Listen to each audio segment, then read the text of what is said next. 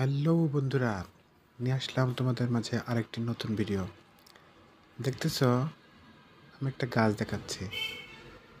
এই গাছে কিছু ফল আছে যেগুলো বলা হয় আমাদের দেশে, নাটোর অঞ্চলে এগুলা চুলের কাঁকড়া ফল বলা হয়। এই ফলটা যদি আমরা আমাদের বন্ধুদের মাথায় ফাইজলাম করে দিতাম, তো তার চুলে আটকে যেত। দেখো, গাছটা শুকিয়ে গেছে। এরকম গাছ আমরা বিভিন্ন নানাধারে, এই যে আমার ছেলের মাথায় রাখছি, ওটার হাত দিলে কিন্তু ও কষ্ট পাবে। এই যে চুলটা ছোট দেখে অত লাগে না, ও কষ্ট পাচ্ছে। আসলে বিষয়টা অনেক সুন্দর।